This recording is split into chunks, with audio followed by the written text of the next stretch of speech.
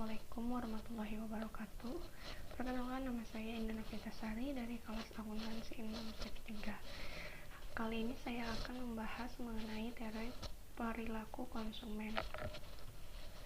Perilaku konsumen adalah studi tentang bagaimana individu, kelompok, dan organisasi dalam memilih, membeli, menggunakan, dan bagaimana barang, jasa, ide, atau pengalaman untuk memuaskan kebutuhan dan keinginan mereka, menurut Kotler dan Keller tahun 2009.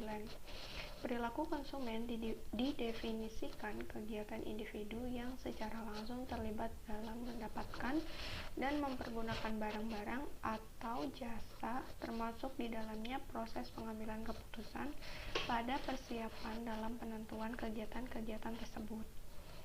Perilaku konsumen memiliki kepentingan khusus bagi orang yang dengan berbagai alasan berhasrat untuk mempengaruhi atau mengubah perilaku tersebut, termasuk orang yang kepentingan utamanya adalah pemasaran. Teori perilaku konsumen mempelajari tentang tahapan-tahapan yang dilakukan para konsumen, yakni sebelum pembelian, saat pembelian, dan sesudah pembelian. Terdapat dua teori yang membahas perilaku konsumen, yakni teori ekonomi mikro dan teori psikologis. Ada dua jenis perilaku konsumen, yaitu rasional dan irasional. Faktor yang mempengaruhi perilaku konsumen, faktor sosial, marketing, strategi, dan faktor pribadi. Teori perilaku konsumen. Individu yang berperan sebagai konsumen dalam proses perekonomian melakukan berbagai hal, mulai dari mencari, membeli, menggunakan, menilai, hingga melepas produk yang telah dikonsumsi olehnya dalam rangka memenuhi kebutuhan. Ada tahapan yang dikenal dalam perilaku konsumen. Yang pertama, tahap pertama adalah sebelum pembelian. Pada tahap ini, konsumen mencari informasi tentang produk yang akan dibeli. Yang kedua, tahap kedua ialah saat pembelian. Pada tahap ini, konsumen melakukan transaksi dengan penjual guna mendapatkan produk tersebut. Yang ketiga, tahap ketiga adalah setelah pembelian. Pada tahap ini, konsumen menggunakan atau menikmati produk yang telah ia beli, menilainya, lalu melepas atau membuang produk tersebut pada saat kegunaan produk telah habis, ataupun pada saat konsumen telah merasa bosan. Lalu ada beberapa teori yang membahas perilaku konsumen, diantaranya teori ekonomi mikro dan teori psikologis. Dalam teori ekonomi mikro, terdapat anggapan bahwa setiap konsumen selalu berusaha memperoleh kepuasan maksimal dalam melakukan kegiatan konsumsi, sehingga konsumen akan terus-menerus melakukan pembelian terhadap produk yang mampu memberikannya kepuasan tersebut. Sementara dalam teori psikologis, perilaku konsumen dilihat sebagai suatu hal yang dipengaruhi oleh kekuatan-kekuatan lingkungan di sekitarnya dan di dalam dirinya. Teori ini membahas perilaku konsumen secara kompleks dengan melakukan pengamatan terhadap mental yang dimiliki masing-masing konsumen. Faktor yang mempengaruhi perilaku konsumen. Yang A, ada faktor budaya, lalu yang B ada faktor sosial, C faktor pribadi, dan D faktor psikologi. A. Faktor budaya. Yang pertama ada budaya. Budaya adalah faktor dasar yang paling menentukan dari keinginan dan perilaku individu. Perilaku individu dipengaruhi dari lingkungan keluarga dan institusi lainnya. Yang kedua ada subbudaya. Subbudaya adalah lingkungan yang lebih kecil yang memberikan identifikasi dan sosialisasi secara lebih spesifik untuk partisipan dalam subbudaya. Yang ketiga ada kelas sosial. Kelas sosial adalah lingkungan yang memiliki tingkatan cenderung setara dan bertahan lama dalam suatu masyarakat yang saling berbagi nilai, minat, dan perilaku yang sama. Lalu yang B ada faktor sosial. Yang pertama kelompok referensi. Kelompok referensi adalah keseluruhan kelompok yang mempengaruhi secara langsung atau tidak langsung terhadap sikap dan perilaku seseorang. Kelompok referensi terdiri dari kelompok primer, kelompok sekunder, kelompok aspirasi, dan kelompok disosiatif. Yang pertama ada kelompok primer, kelompok individu yang berinteraksi secara tidak formal dan berkelanjutan seperti keluarga, teman, tetangga, dan rekan kerja. Yang B, Kelompok sekunder adalah kelompok individu yang berinteraksi dengan lebih formal dan tidak terlalu berkelanjutan, seperti masyarakat. Yang C ada kelompok aspirasi, kelompok individu yang ingin bergabung di dalam kelompok tersebut.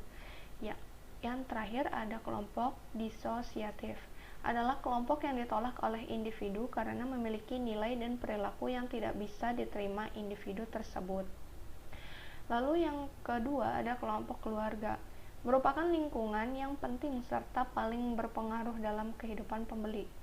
Lalu keluarga dalam kehidupan pembeli terdiri dari dua jenis, yaitu kelompok orientasi, yaitu orang tua dan saudara kandung. Lalu juga ada keluarga prokreasi, yaitu pasangan suami istri dan anak-anak. Lalu yang ketiga ada peran dan status. Peran adalah kegiatan yang dilakukan seseorang, dan setiap peran menyandang status. Orang cenderung memilih produk yang dapat mencerminkan dan mengkomunikasikan peran dan status yang dikehendaki dalam masyarakat. Yang C ada faktor pribadi. Yang pertama ada usia dan tahap siklus hidup. Yang kedua ada pekerjaan dan keadaan ekonomi. Yang ketiga ada kepribadian dan konsep diri. Yang keempat ada gaya hidup.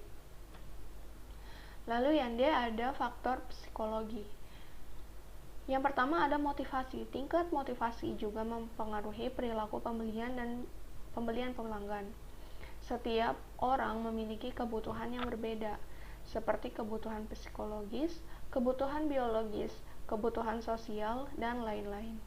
Sifat persyaratannya adalah beberapa lebih mendesak, sementara yang lain kurang mendesak. Oleh karena itu, kebutuhan menjadi motif ketika yang paling mendesak untuk memimpin individu untuk mencari kepuasan. Lalu yang kedua ada persepsi. Persepsi adalah suatu proses ketika seseorang memilih, mengatur, dan menerjemahkan informasi yang ada untuk menciptakan gambaran dunia yang berarti.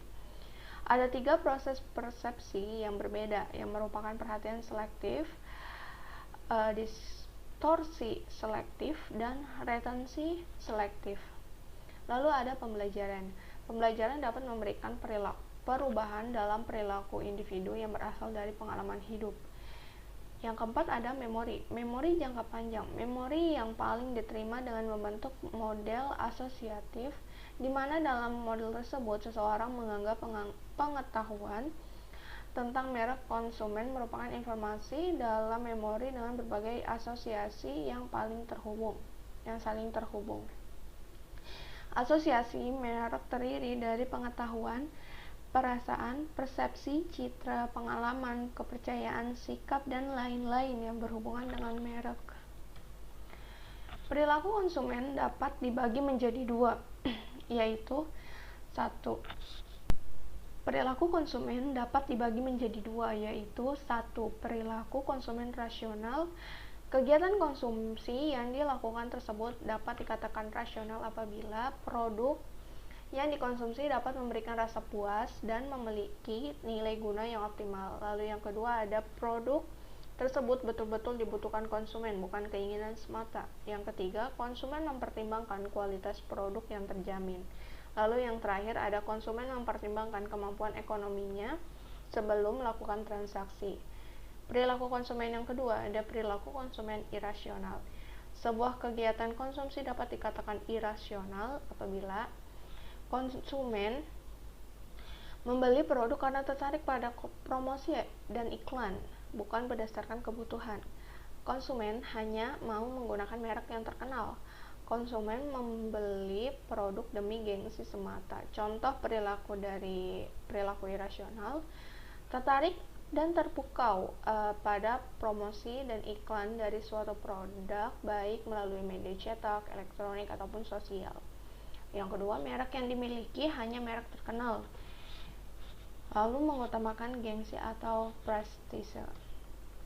Pendekatan perilaku konsumen antara lain ada pendekatan marginal utility atau kardinal, lalu ada pendekatan indifference curve atau ordinal. Pendekatan marginal utility adalah kepuasan konsumen dari mengonsumsi barang dapat dinyatakan secara kuantitatif sehingga konsumen berusaha memaksimumkan kepuasannya. Pendekatan indifference curve Kepuasan konsumen dari mengkonsumsi barang tidak dapat dinyatakan secara kuantitatif, sehingga perilaku konsumen dalam memilih barang yang akan memaksimumkan kepuasan hanya ditunjukkan dalam kurva kepuasan sama. Presentasi dari saya mengenai teori perilaku konsumen. Apabila ada salah kata dan salah ucapan, saya mohon maaf. Terima kasih. Wassalamualaikum warahmatullahi wabarakatuh.